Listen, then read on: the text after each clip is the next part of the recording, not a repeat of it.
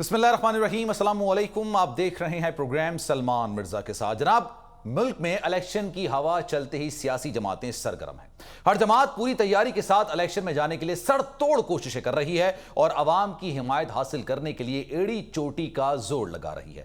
وہ عوام جو 5 سالوں سے در بدر کی ٹھوکریں کھاتے رہے، گیس، بجلی اور پانی کے لیے ترستے رہے، جس عوام پر کبھی پیٹرول بم مارا گیا تو کبھی مہنگی بجلی کے جھٹکے لگائے گئے، اب اچانک وہی عوام سیاستدانوں کے لیے اہمیت اختیار کر گئے ہیں، کیونکہ ووٹ کی طاقت عوام کے پاس ہی ہے اور عوام ہی سیاستدانوں کو اسمبلی میں پہنچانے کا واحد ذریعہ ہے۔ اسی لیے بنیادی سہولیات سے یکسر محروم پاکستان کے محکوم عوام ایک بار پھر سیاستدانوں کے لیے انتہائی مقدس بن چکے ہیں، کیونکہ ہر فرد کا ایک ایک ووٹ ایک بار پھر سے اہمیت اختیار کر گیا ہے۔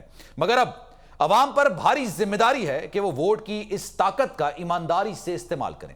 دوسری طرف خدا کی شان دیکھیں کہ کل تک جو سیاسی جماعتیں الیکشن میں الیکٹرانک ووٹنگ مشین کی شدید مخالفت کیا کرتی تھی، آج اپنے جلسوں میں لوگوں کو بلانے کے لیے موبائل ایپ تیار کروا رہی ہیں۔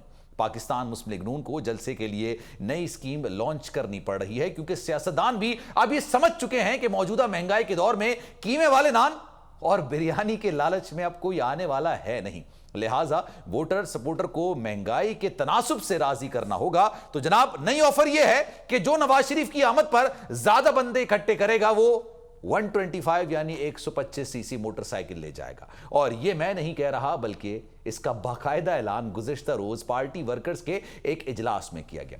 ووٹ کو عزت دو سے لے کر احتساب کے بیانیہ دینے والی جماعت کے اپنے رہنما ووٹ کو عزت دینے کے بجائے نوٹ کو عزت دو کا عملی نمونہ پیش کر رہے ہیں۔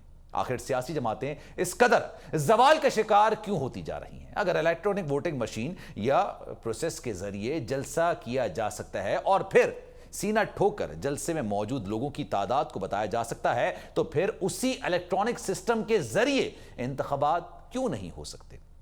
وہ جدت جو ہمارے سیاستدان اپنے سیاسی جماعت کے لیے استعمال کر رہے ہیں، وہی جدت ملک کے لیے آخر کیوں استعمال نہیں ہو سکتی؟ اور جو اعتراضات آپ اس سسٹم پر اٹھا رہے ہیں، آج جلسے کے لیے کیوں نہیں اٹھا رہے؟ اور اگر ایک بندہ 2 یا اس سے زیادہ موبائل فون استعمال کرتا ہو، وہ خود کو 3 بار کاؤنٹ کرواتا ہے، کیسے اسے روکیں گے؟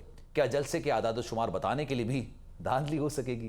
اسی کے ساتھ جناب، الیکشن کمیشن کی جانب سے بھی کی گئی حلقہ بندیوں پر سوالات اٹھ رہے ہیں۔ مختلف سیاسی جماعتوں سمیت سیاسی رہنماؤں کی جانب سے نئی حلقہ بندیوں پر تشویش کا اظہار کیا جا رہا ہے، کیونکہ حلقہ بندیوں کے بعد مجموعی طور پر سیٹیں بڑھنے کے بجائے پہلے سے موجودہ سیٹیں ایڈجسٹ ہو گئی ہیں۔ نئی حلقہ بندیوں پر سیاسی رہنماؤں کے اعتراضات کے ساتھ فوفن نے بھی اپنی رپورٹ جاری کر دی ہے۔ رپورٹ کے مطابق قومی اور صوبائی اسمبلیوں کے 20% سے زائد مجوزہ حلقوں کی آبادی میں کم و بیشی کی شرح 10% کی قانونی حد سے تجاوز کر گئی ہے۔ یہ فرق پارلیمنٹ سے منظور مساوی رائے دہی کے اصولوں کے بھی خلاف ورزی ہے۔ فوفن کی رپورٹ کے مطابق حلقہ بندیوں کی ابتدائی رپورٹ و مجوزہ حلقوں کی فہرستوں میں آبادی کے فرق پر پارلیمان سے منظور ترمیم کے تحت نہیں کیا گیا۔ صرف 11 قومی اور 1 صوبائی اسمبلی کے حلقے میں حالیہ ترمیم کا اعلان کرتے ہوئے بین الاضلاعی حلقے بنائے گئے ہیں، تاہم الیکشن کمیشن نے فوفن کی رپورٹ کو غلط فہمی کا نتیجہ قرار دے دیا ہے۔ اب یہ تمام باتیں تو اپنی جگہ پر ہیں، لیکن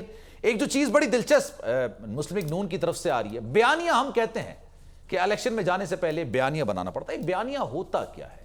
کیا واقعی میں وہ بیانیہ ہوتا ہے جس پر عمل درآمد ہوتا ہے، یا صرف یہ بیان کی حد تک ہی ہوتا ہے؟ کیونکہ ہم نے دیکھا ہے جب الیکشن میں جاتے ہیں تو سیاسی جماعتیں بیانیہ تیار کرتی ہیں، لیکن جب الیکشنز میں وہ جیت جاتی ہیں تو پھر وہی بیانیہ پیچھے کی طرف چلا جاتا ہے۔ مسلم لیگ نون اس کی واضح مثال ہے۔ 2019 کے اندر انہوں نے ووٹ کو عزت دو کا ایک نعرہ لگایا تھا، پھر خلائی مخلوق سے ہماری لڑائی ہے، یہ بات بھی وہ کرتے رہے ہیں، لیکن اب وہ ایک اور احتساب کا بیانیہ لے کر آئے ہیں۔ سبسکرائب کریں اور بیل دبائیں تاکہ کوئی خبر رہ نہ جائے۔